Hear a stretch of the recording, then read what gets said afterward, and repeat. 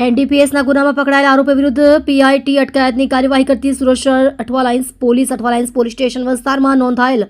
એનડીપીએસના ગુનામાં સંડોવાયેલ આરોપીઓ નામદાર કોર્ટના હુકમના આધારે જામીન ઉપર મુક્ત થયા બાદ પણ પોતાની એનડીપીએસની પ્રવૃત્તિ સતત ચાલુ રાખેલ હોય અને તેની આ ગેરકાયદેસર પ્રવૃત્તિ જાહેર જનતાના સ્વાસ્થ્ય માટે હાનિકારક હોય તેમજ આ પદાર્થોનું સેવન સમાજના યુવાનોને નશાની લતે ચડાવી તેમની કારકિર્દીને તથા ભવિષ્યને નુકસાન કરનાર હોય તેમજ રાષ્ટ્રના વિકાસને માટે પ્રાણઘાતક સમાન હોય જેથી મચકોરીસમ વિરુદ્ધ કેફી ઔષધો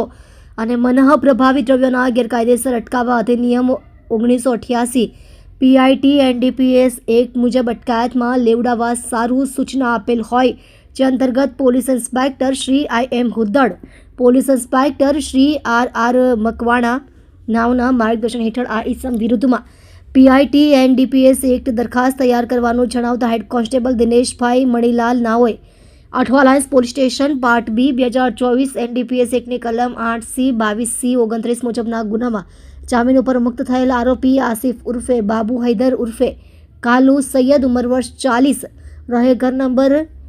21-110 બારોટ ટેકરો બડી મસ્જિદની સામે રાંદેર રોડ સુરતનાઓ વિરુદ્ધ પીઆઈટી એનડીપીએસ એક્ટ મુજબની વિગતવારની દરખાસ્ત તૈયાર કરી મહેરબાન પોલીસ કમિશનર સાહેબ અનુપમસિંહ ગેહલોત સાહેબનાઓ મારફતે